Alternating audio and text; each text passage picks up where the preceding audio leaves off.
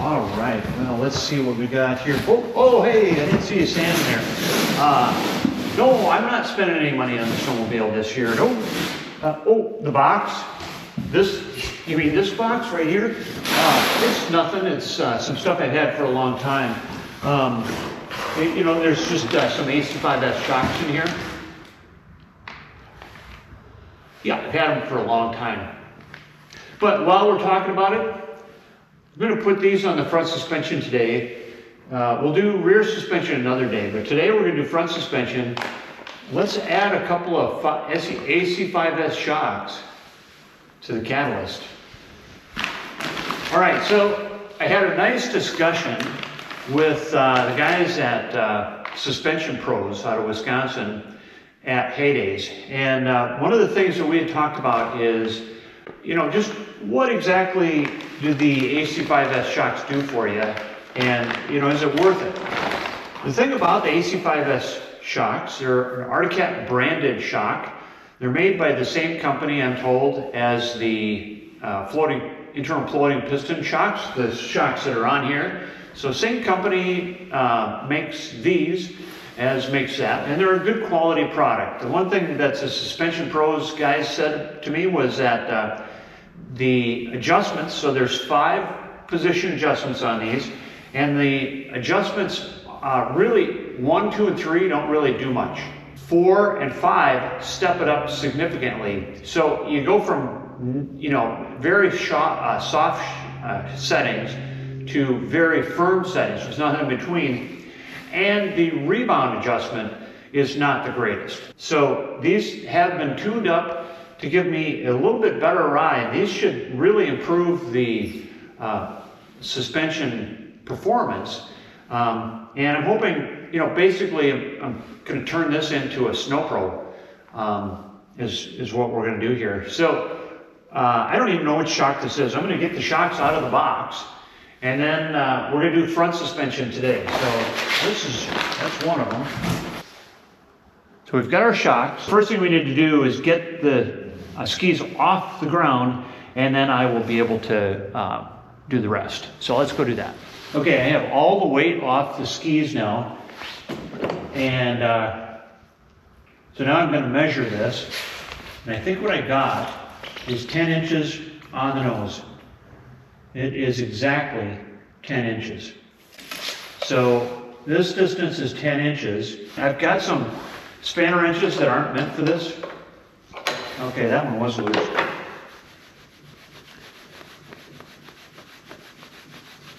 And I think I was kind of tinkering with this. So you can see how much you have to turn it. The threads are pretty fine. A lot of times what you can just do is grab the spring and turn it, and the whole thing turns.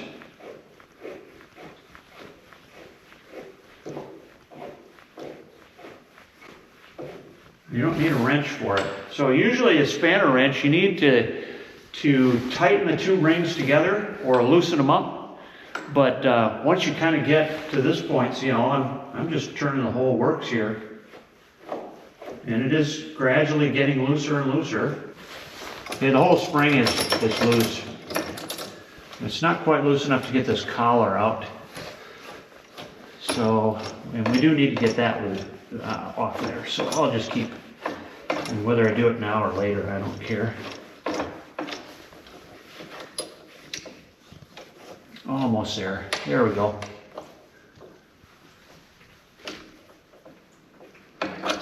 There we go. So this just holds the top of the spring. That's all it does. And we'll probably use that for the other. I'll check, but I'm pretty sure I reuse that.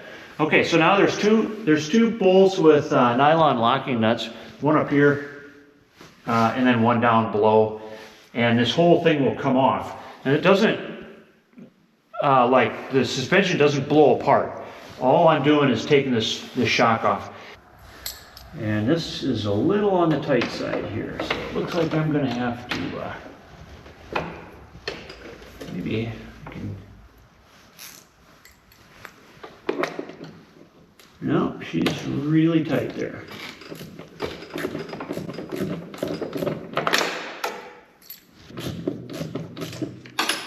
Okay, there's that nut. Now this is so tight in here, I really hope this bolt is going to come out.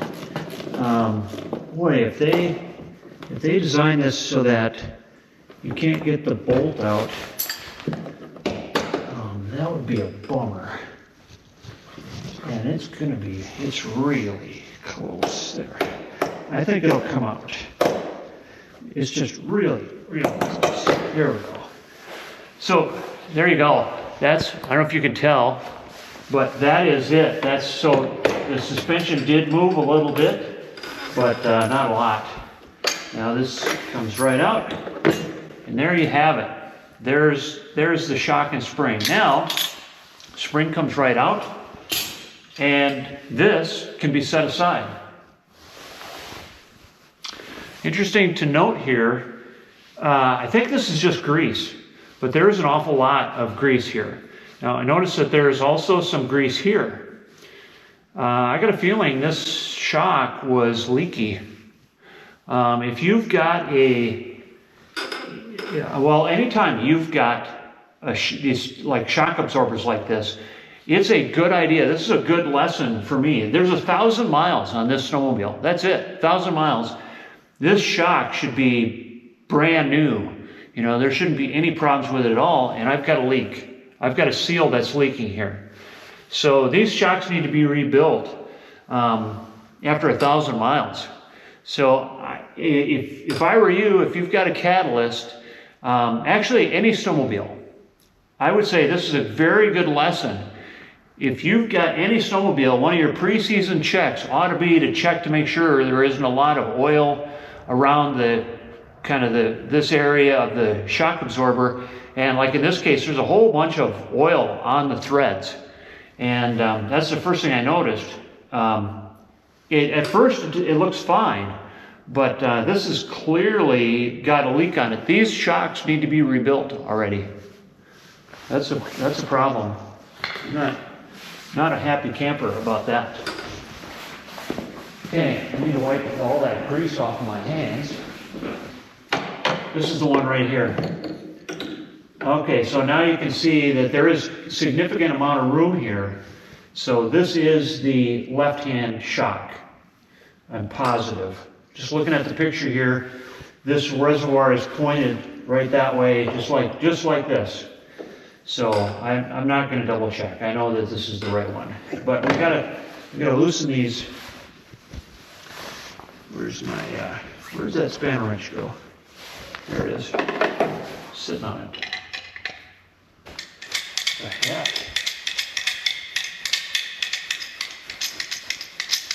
Okay, so we got to spin these off here.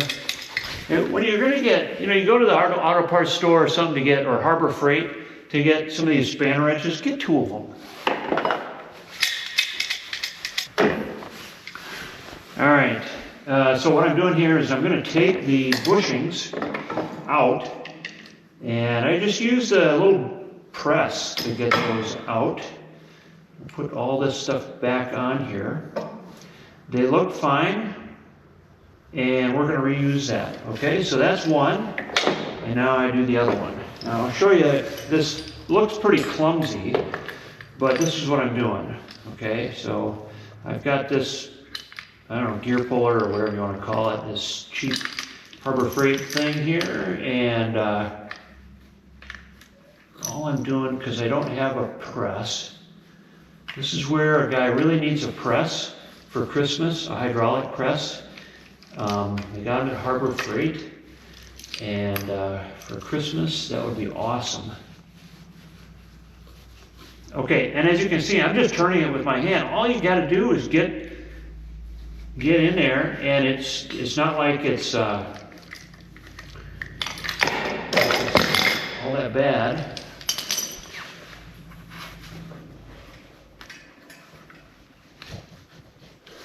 It's just that you can't grab onto it. Okay, so here's the other side. Slide this in there. Then this goes on. And then this little rubber O-ring, just keep everything nestled together. And now I've got that set.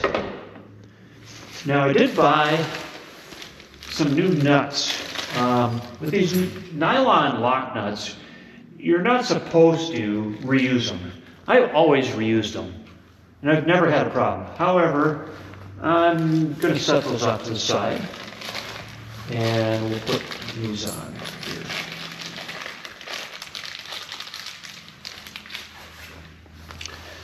Okay, so I got that. Where's the spring at? What do I do with it? There's the spring. Okay, are you ready for this? Spring goes on. Then this thing goes on. And just for fun, I'm going to tighten this up so that that little collar doesn't come off.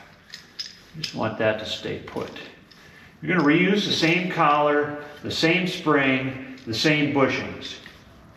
Okay?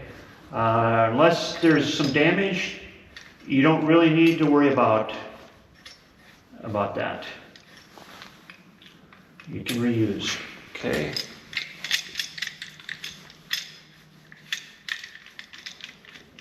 Okay. Now, more than likely, I'll have to probably loosen that up anyway. Okay, so now this screw, this bolt, went in from this direction.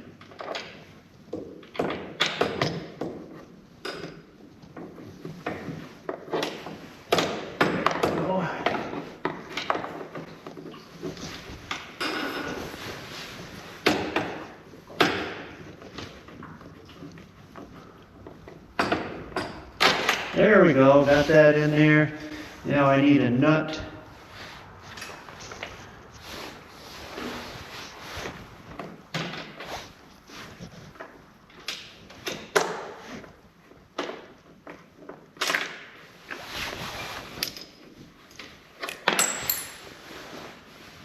Okay, I'll find that in a minute.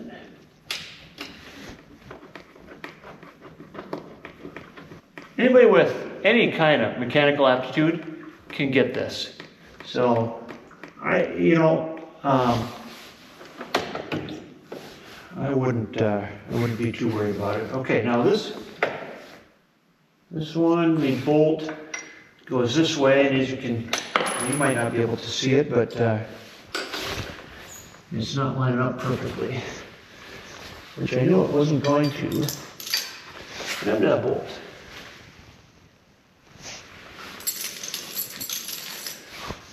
Okay, for the love of God. This is half, and I need a 10. Okay, and where's the bolt? The bolt, oh, here it is. Okay, so the bolt goes in this way, and this is where I'm gonna need to kind of use a little muscle. There we go. Hey, that's not a big deal.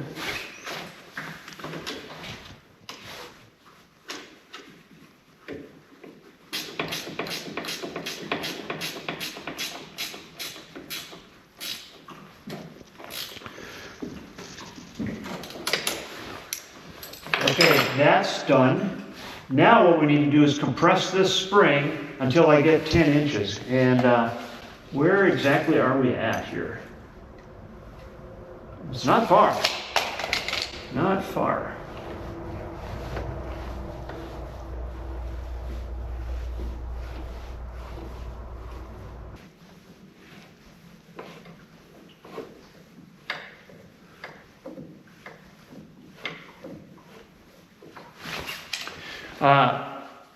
Just like everything else, righty-tighty, lefty-loosey. You know, it's right in the ballpark. I'm gonna just give it a couple more turns here. It's starting to get pretty firm. So I know that we're starting to get good preload right there. That's it, right there.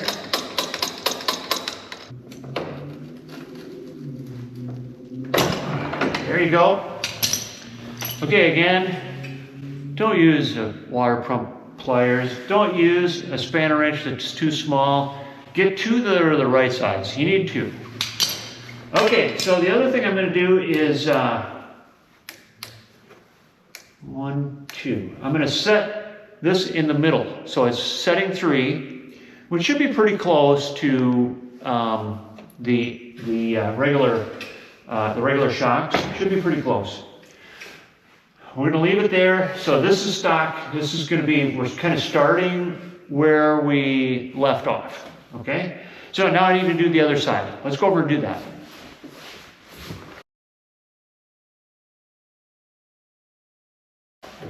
All right, that was easy. This one was a lot easier to do because I had a little practice on the other one. Again, this is the first time that I've ever done this on this snowmobile, so I really wasn't exactly sure what to expect. As you can see, it's actually pretty easy. Let's close this video out because the next step is going to be the rear suspension. Thanks for watching, and this winter, I hope I see you on the trail.